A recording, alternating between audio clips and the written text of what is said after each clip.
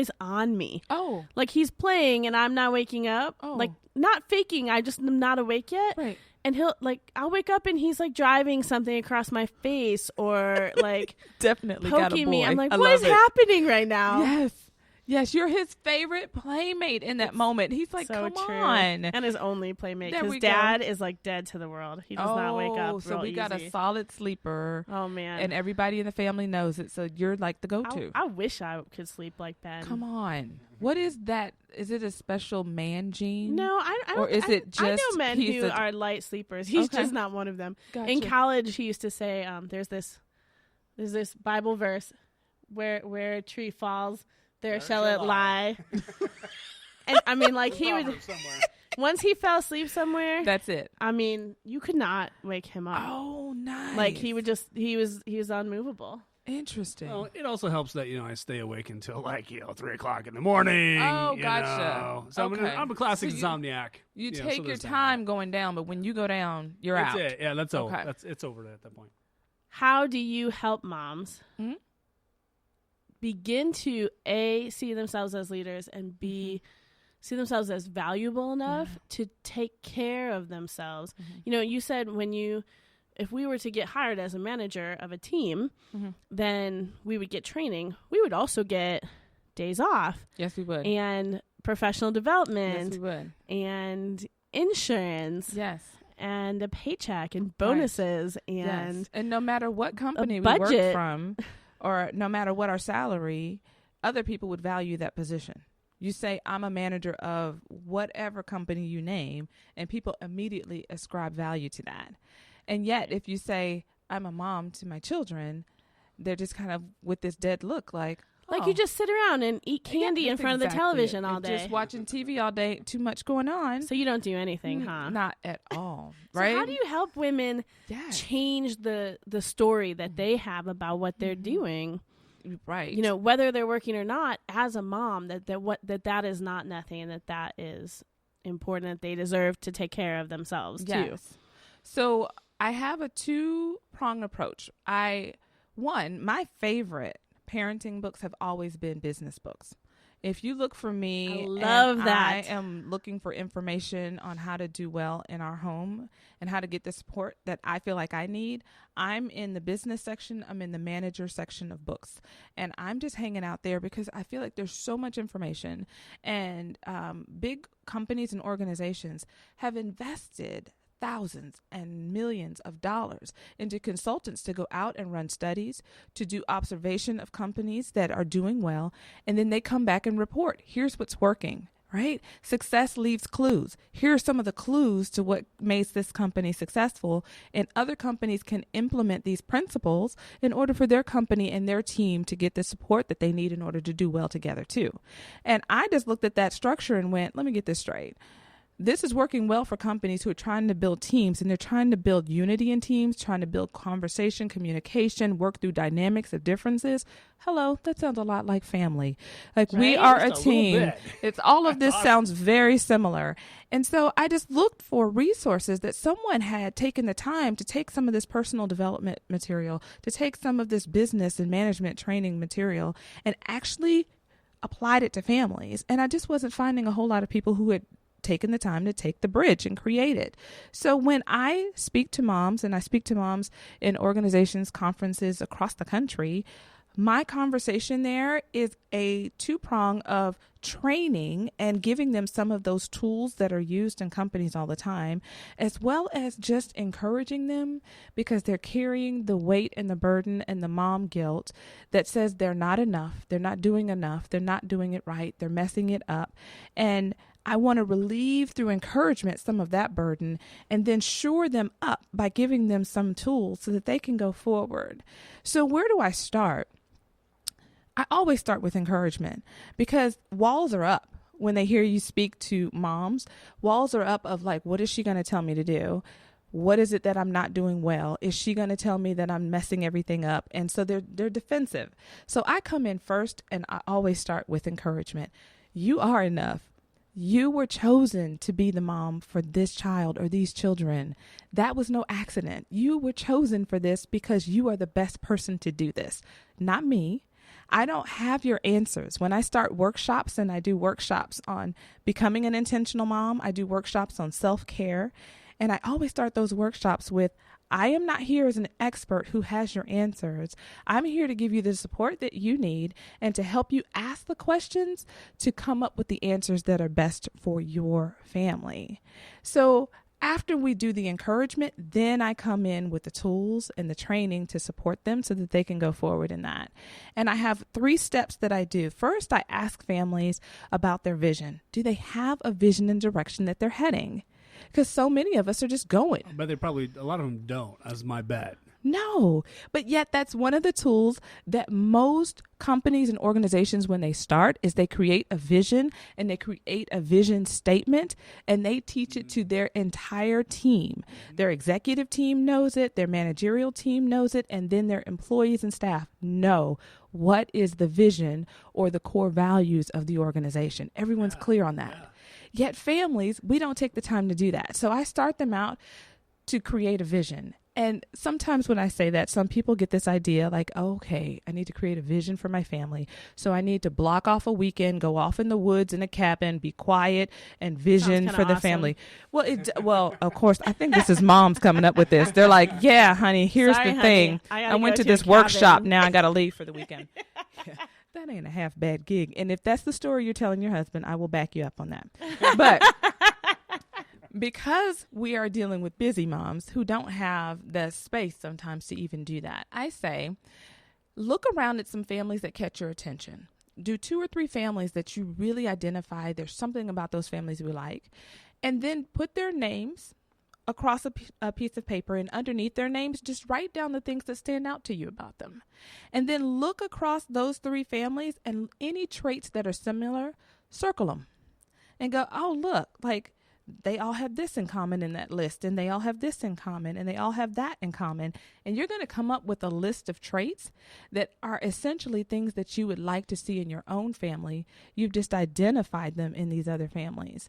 And out of that list, I want to encourage you to take those words and condense them down into just 3 words.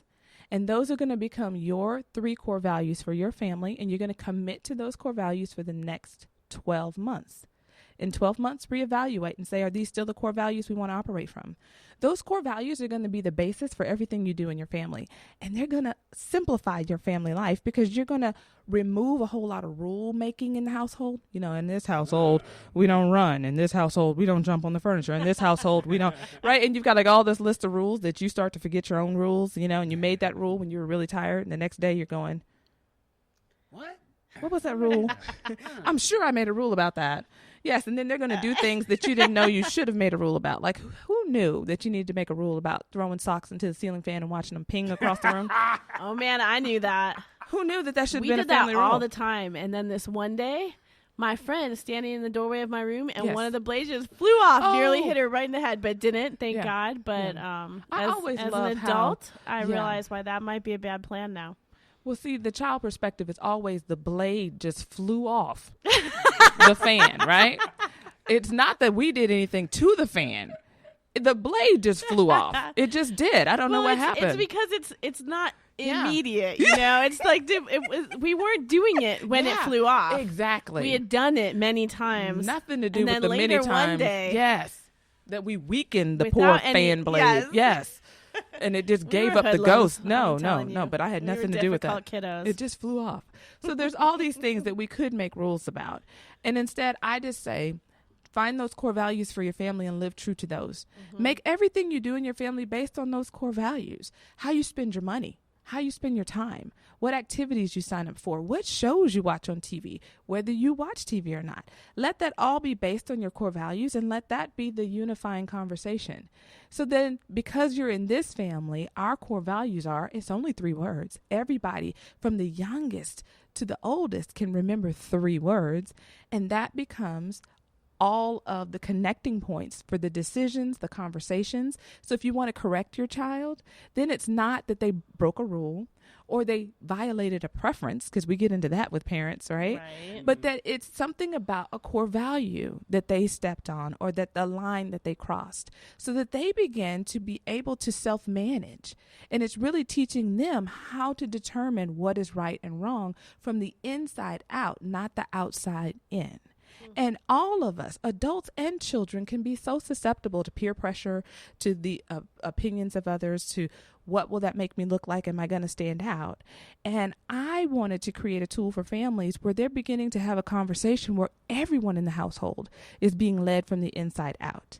And then the last step, after you go through visioning and you go through identifying your family's core values, then that's living those core values out in the 5 priority areas of every household. Every household has them.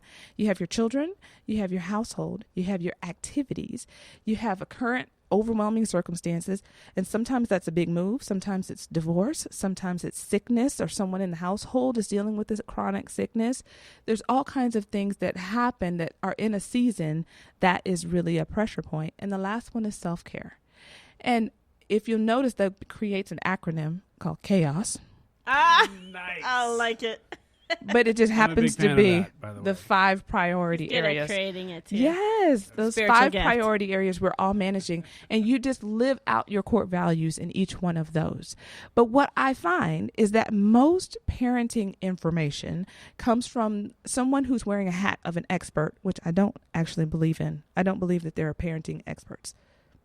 I believe that there are people who have expertise in communication or expertise in certain areas, but they're not an expert in parenting, because parenting is a unique experience for each one of us, and all of us have a different dynamic that we bring with different children. There's no expert in that. If you want to call an expert, I'm going to say whoever the parent is of that child, they're the expert. I'm going to trust that they have the tools within them, or they're surrounded by people who can support them. So when you know your core values, then you can go to the resources like parenting books, parenting workshops, because you're clear on the direction you want to go. But all too often as parents, when we feel lost and overwhelmed, we go to the experts first, but we're not clear on the direction we want to go. And then the danger is your values are not whatever expert you're reading. At that time, it can right? be kind of disorienting for the children. Like, well, yesterday was this, but today you read this book. And I think we get into that in the business world with our managers too. Yes. You know, but that vision, like when we created ourselves out of our own, listening to our own inner voice, then it's not shifting sand under our families. Truly, exactly. And it's so easy to do when someone has something like PhD or MD behind their name. So surely they know better than I, because I just, I just got to this kid. This kid's only 6 months old. What do I know? Or this kid's only 2 years old or 6 years old. What do I know? Right? Surely you must know. And I'm saying, surely they do know what they know. Now, is that what you need at this point or not? That is the key point in shifting into an intentional perspective, is you're saying our family has determined this is the direction we want to go. Let's say if we're going to use it like we're going on a trip. We've decided our family wants to go north. And this expert has been north 1,000 times. We're going to listen to them so that they can give us tips on how we can go north, what we can avoid, what are the pitfalls, how we could do this journey well. And that supports us in going where we already said we wanted to go. But we don't stand at a trip and just say we want to go on vacation. And then, like every travel agent's got an idea where you should go. Your family members all have ideas of where you should go. Everybody's got an opinion. And then how do you decide? And before you know it, you got no more vacation time. You've missed it, blown it, can't go, right?